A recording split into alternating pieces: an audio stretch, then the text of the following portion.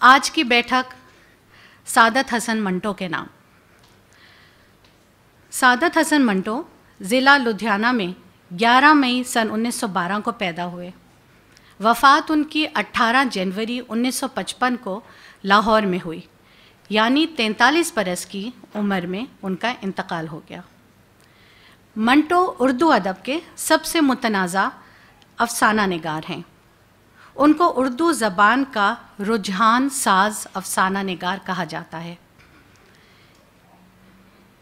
वो इंसान की खारजी पहलुओं से ज़्यादा इंसान की बातिनी कैफियत को बहुत अच्छा अपने अफसानों में बयान करते हैं।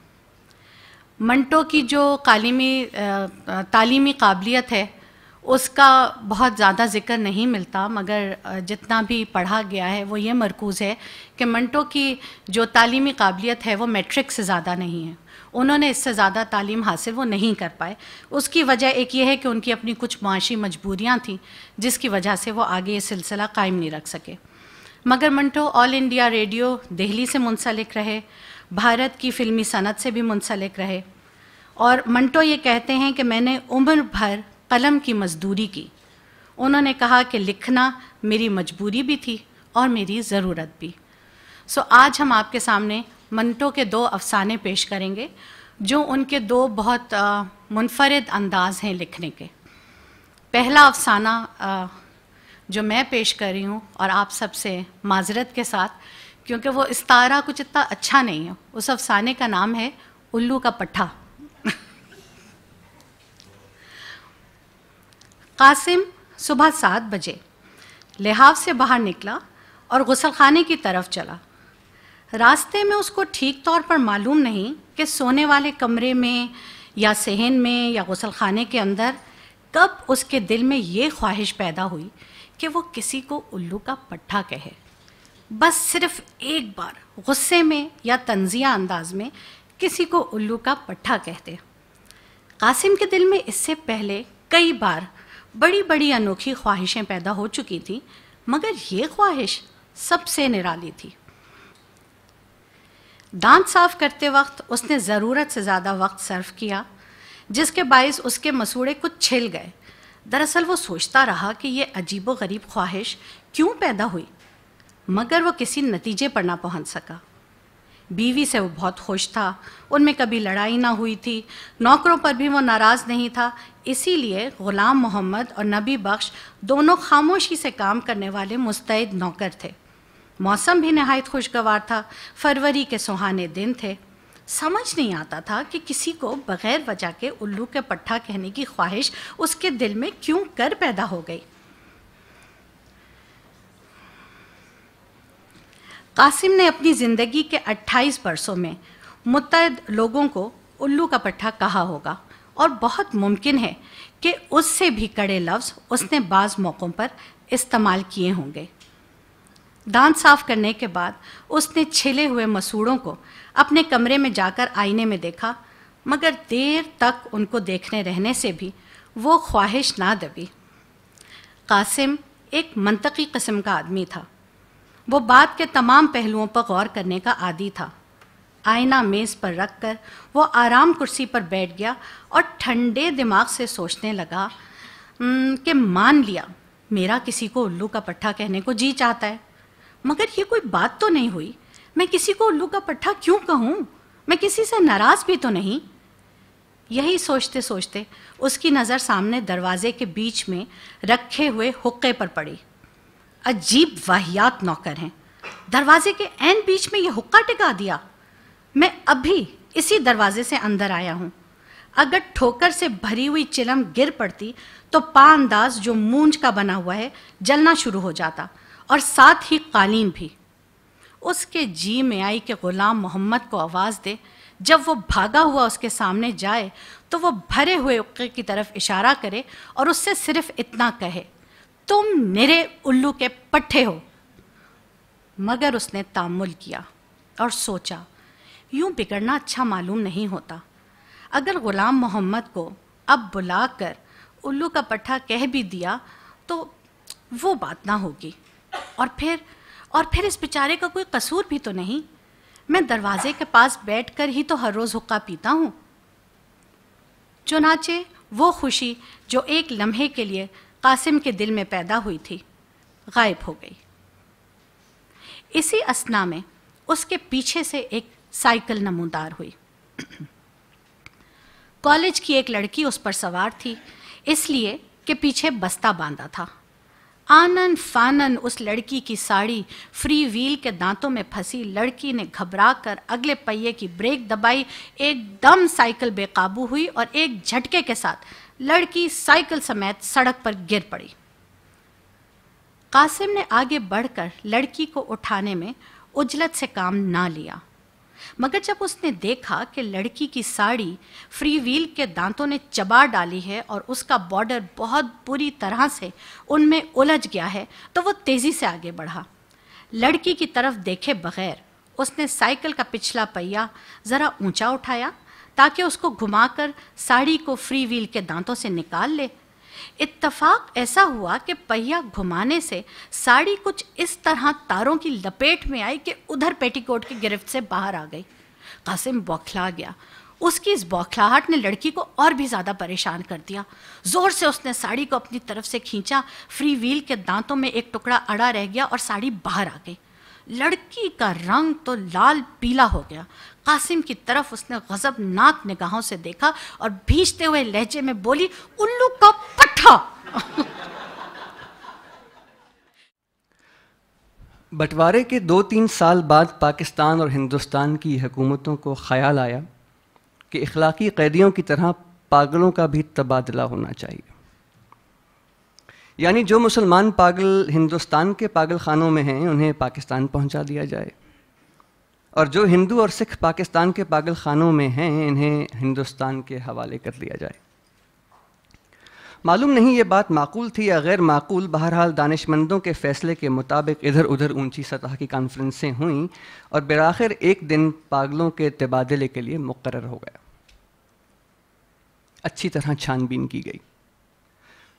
وہ مسلمان پاگل جن کے لواحقین ہندوستان ہی میں تھے وہیں رہنے دیے گئے، جو باقی تھے ان کو سرحد باہر روانہ کر دیا گیا۔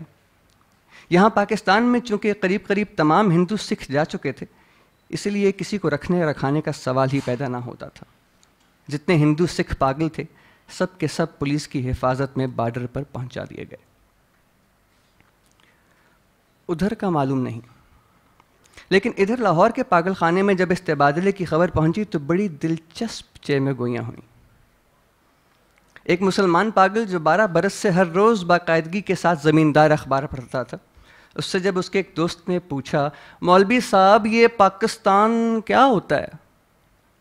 اس نے بڑے غور و فکر کے بعد جواب دیا، ہندوستان میں ایک ایسی جگہ ہے جہاں استرے بنتے ہیں۔ یہ جواب سن کر اس کا دوست مطمئن ہو گیا۔ اسی طرح ایک سکھ پاگل نے ایک دوسرے سکھ پاگل سے پوچھا، سردار جی ہمیں ہندوستان کیوں بھیجا جا رہا ہے؟ ہمیں تو وہاں کی بولی نہیں آتی۔ دوسرا مسکرا دیا، مجھے تو ہندوستانیوں کی بولی آتی ہے، ہندوستانی بڑے شیطانی آکڑ آکڑ پھرتے ہیں۔ ایک دن نہاتے نہاتے مسلمان پاگل نے پاکستان زندہ باد کا نعرہ اس زور سے بلند کیا کہ فرش پر گرا اور بے ہوش ہو گیا۔ بعض پاگل ایسے بھی تھے جو پاگل نہیں تھے۔ ان میں اکثریت ایسے قاتلوں کی تھی جن کے رشتہ داروں نے افسروں کو دے دلا کر پاگل خانے بھجوا دیا تھا کہ پھانسی کے پھندے سے بچ جائیں۔ یہ کچھ سمجھتے تھے کہ ہندوستان کیوں تقسیم ہوا اور یہ پاکستان کیا ہے، لیکن صحیح واقعات سے وہ بھی بے خبر تھے۔ اخباروں سے کچھ پتہ نہیں چلتا تھا اور پہرے دار سپاہی ان پڑھ اور جاہل تھے۔ ان کی گفتگو سے بھی وہ کوئی نتیجہ برآمد نہیں کر سکتے تھے۔ ان کو صرف اتنا معلوم تھا کہ ایک آدمی محمد علی جناح ہے جس کو قائد اعظم کہتے ہیں، اس نے مسلمانوں کے لیے ایک علیحدہ ملک بنایا ہے جس کا نام پاکستان ہے۔ یہ کہاں ہے، اس کا محل وقوع کیا ہے، اس کے متعلق وہ کچھ نہیں جانتے تھے۔ یہی وجہ ہے کہ پاگل خانے میں وہ سب پاگل جن کا دماغ پوری طرح معاف نہیں ہوا تھا اس مخمصے میں گرفتار تھے کہ وہ پاکستان میں ہیں یا ہندوستان میں۔ اگر ہندوستان میں ہیں تو پاکستان کہاں ہے؟ اور اگر پاکستان میں ہیں تو یہ کیسے ہو سکتا ہے کہ کچھ عرصہ پہلے یہیں رہتے ہوئے بھی وہ ہندوستان میں تھے؟ ایک پاگل تو پاکستان اور پاکستان کے چکر میں کچھ ایسا گرفتار ہوا کہ اور زیادہ پاگل ہو گیا. جھاڑو دیتے دیتے ایک دن درخت پر چڑھ گیا اور ٹہنے پر بیٹھے 2 گھنٹے مسلسل تقریر کرتا رہا جو پاکستان اور ہندوستان کے نازک مسئلے پر تھی. سپاہیوں نے اسے نیچے اترنے کو کہا تو وہ اور اوپر چڑھ گیا. ڈرایا دھمکایا گیا تو اس نے کہا میں ہندوستان میں رہنا چاہتا ہوں نہ پاکستان میں اسی درخت پر رہوں گا. بڑی مشکلوں کے بعد جب اس کا دورہ سرد پڑا تو وہ نیچے اترا اور اپنے ہندو سکھ دوست سے گلے مل کر رونے لگا. اس خیال سے اس کا دل بھر آیا تھا کہ وہ اسے چھوڑ کر ہندوستان چلے جائیں گے. ایک MSc ریڈیو انجینئر جو مسلمان تھا اور دوسرے پاگلوں سے بالکل الگ تھا باغ میں سارا دن خاموش ٹہلتا رہتا تھا. یہ تبدیلی نمودار ہوئی کہ اس نے تمام کپڑے اتار کر دفادار کے حوالے کر دی اور ننگ دھڑنگ سارے باغ میں چلنا شروع کر دیا. چنیوٹ کے ایک موٹے مسلمان پاگل نے جو مسلم لیگ کا ایک سرگرم رکن رہ چکا تھا اور دن میں 15-16 مرتبہ نہایا کرتا تھا یک لخت یہ عادت ترک کر دی. اس کا نام محمد علی تھا. چنانچہ اس نے ایک دن اپنے جنگلے میں اعلان کر دیا کہ وہ قائد اعظم محمد علی جناح ہے. اس کی دیکھا دیکھی ایک سکھ پاگل ماسٹر تارا سنگھ بن گیا. قریب تھا کہ اس جنگلے میں خون خرابہ ہو جائے مگر دونوں کو خطرناک پاگل قرار دے کر علیحدہ بند کر دیا گیا. جب بشن سنگھ کی باری آئی اور واہگہ کے اس پار متعلقہ افسر اس کا نام رجسٹر کرنے لگا تو اس نے پوچھا ٹوبا ٹیک سنگھ کہاں ہے، پاکستان میں یا ہندوستان میں؟ یہ سن کر متعلقہ افسر ہنسا اور بولا پاکستان میں. یہ سن کر بشن سنگھ اچھل کر ایک طرف ہٹا اور دوڑ کر اپنے باقی ماندہ ساتھیوں کے پاس پہنچ گیا. پاکستانی سپاہیوں نے اسے پکڑ لیا اور دوسری طرف لے جانے لگے مگر اس نے چلنے سے انکار کر دیا. ٹوبا ٹیک سنگھ یہاں ہے، اور زور زور سے چلانے لگا اوپر دی گڑگڑ دی اینک دی بیتیانا دی منگ دی دال آف ٹوبا ٹیک سنگھ ان پاکستان. اسے بہت سمجھایا کہ دیکھو اب ٹوبا ٹیک سنگھ ہندوستان میں چلا گیا ہے، اگر نہیں گیا تو اسے فوراً وہاں بھیج دیا جائے گا مگر وہ نہ مانا. جب اس کو زبردستی دوسری طرف لے جانے کی کوشش کی گئی تو وہ درمیان میں ایک جگہ اس انداز میں اپنی سوجی ہوئی ٹانگوں پر کھڑا ہو گیا جیسے اب اسے کوئی طاقت وہاں سے ہلا نہیں سکتی. آدمی چونکہ بے ضرر تھا اس لیے اس سے مزید زبردستی نہ کی گئی. اس کو وہیں کھڑا رہنے دیا گیا اور تبادلے کا باقی کام ہوتا رہا. سورج نکلنے سے پہلے ساکت اور صامت بشن سنگھ کے حلق سے ایک فلک شگاف چیخ نکلی. ادھر ادھر سے کئی افسر دوڑ گئے اور دیکھا کہ وہ آدمی جو 15 برس تک دن رات اپنی ٹانگوں پر کھڑا رہا تھا اوندھے منہ لیٹا تھا. ادھر خاردار داروں کے پیچھے ہندوستان تھا، ادھر ویسے ہی تاروں کے پیچھے پاکستان. درمیان میں زمین کے اس ٹکڑے پر جس کا کوئی نام نہیں تھا ٹوبا ٹیک سنگھ پڑا تھا. بہت شکریہ.